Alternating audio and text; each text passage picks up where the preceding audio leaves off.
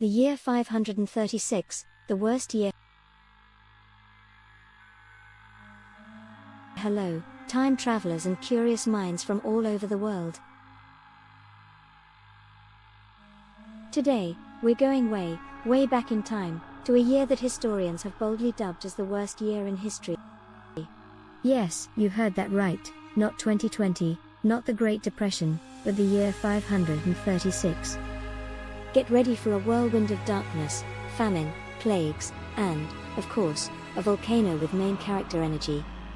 But before we dive in, take a moment to hit that like button and subscribe to the channel, because trust me, after this video, you'll appreciate every single day of your life. Imagine waking up one morning to find that the sun has been replaced by a dim 15-watt light bulb.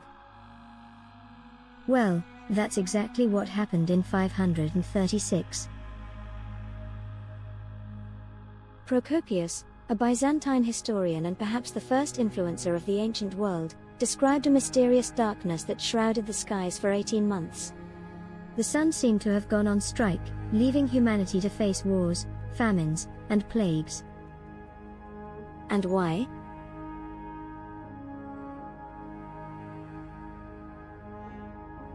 Because a volcano in Iceland decided to erupt with all its might, spreading ash into the atmosphere like confetti at a party. Except this was a party no one wanted to attend. Accounts from across the Mediterranean describe a sky permanently veiled in dust. It wasn't night, it wasn't day, just an endless twilight that paralyzed the planet. Modern studies confirm that a massive volcanic eruption was the culprit, with ash traces found in alpine glaciers, proving how this event impacted the entire northern hemisphere. And that was just the beginning.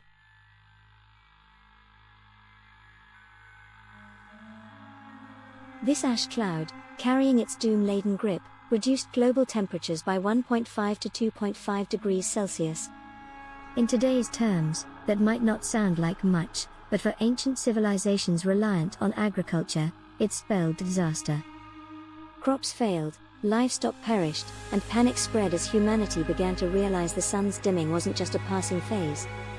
The fear of the unknown painted the skies as vividly as the volcanic ash itself. With the sun on hiatus, crops decided to join the protest.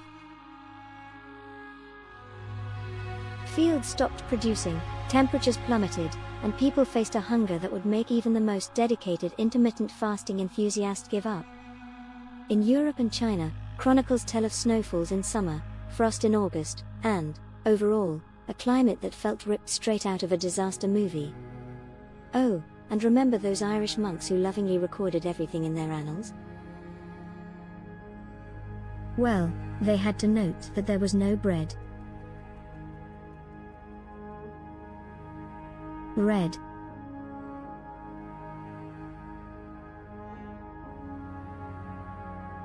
The staple of every meal.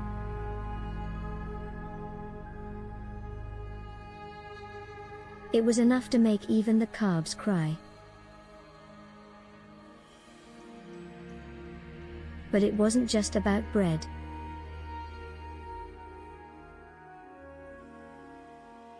Entire ecosystems suffered.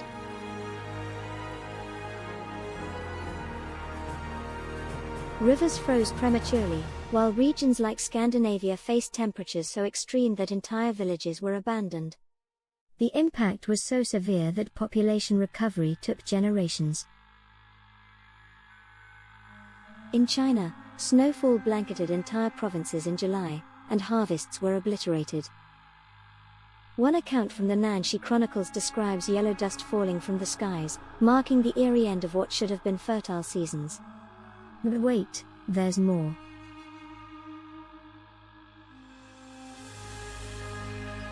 The year 536 also brought us a plague, later known as the Plague of Justinian.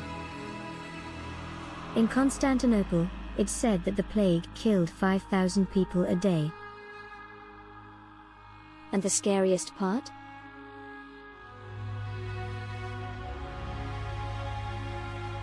Chroniclers tell us they eventually stopped counting. when you hit 300,000 deaths, even math throws in the towel. The plague didn't stop in Constantinople. It spread along trade routes, infecting every corner of the Mediterranean. From the poorest laborers to the wealthiest nobles, no one was safe. Painful buboes, high fever, and staggering mortality rates made this epidemic one of history's darkest chapters. And unlike modern times, there was no way to stop the spread. Medical knowledge was rudimentary, and quarantine measures were non-existent. As the plague traveled, it left a trail of devastation, wiping out up to half the population in some areas. Still wondering how things could get worse?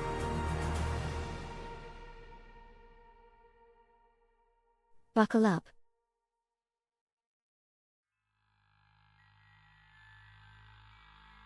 The year 536 also saw summers with snow in China, snowfall in Mesopotamia, and a Scandinavia so cold that entire villages were abandoned.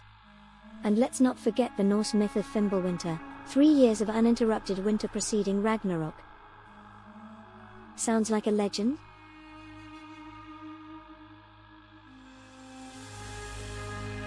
Maybe.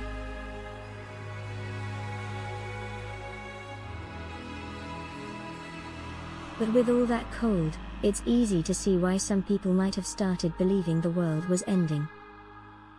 Meanwhile, Central and South America experienced a cascade of calamities. Floods from relentless rain eroded once prosperous farmlands. Civilizations like the Mosh, reliant on delicate irrigation systems, saw their infrastructure collapse under the weight of natural disasters.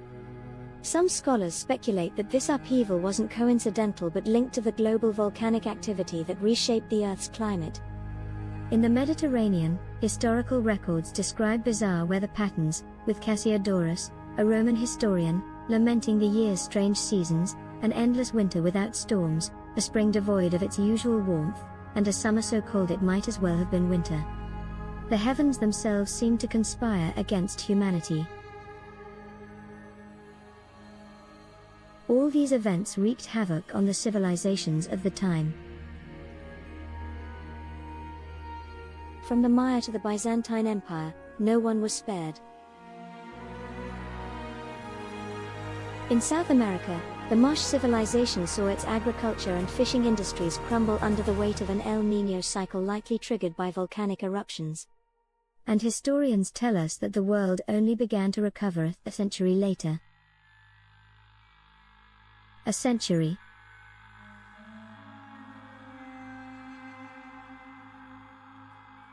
So, the next time your Wi-Fi goes down for 5 minutes, think of the year 536 and put things into perspective. Modern studies reveal that economic and social recovery was slow and uneven. Tree rings and ice cores tell the story of a world marked by decades of hardship, with freezing temperatures and an agricultural recovery that seemed perpetually out of reach. The ripple effects of 536 echoed through history, shaping the trajectory of entire civilizations and altering the balance of power between empires. What's striking is how fragile humanity proved to be in the face of environmental catastrophe. And now, my fellow time travelers, tell me, which of these events struck you the most? The eternal darkness, the devastating hunger, or the uncontrollable plague? Share your thoughts in the comments below and let me know what you think. And if you enjoyed this journey through time, don't forget to leave a like and subscribe to the channel. Every click from you is like a ray of sunshine lighting up our little corner of curiosity.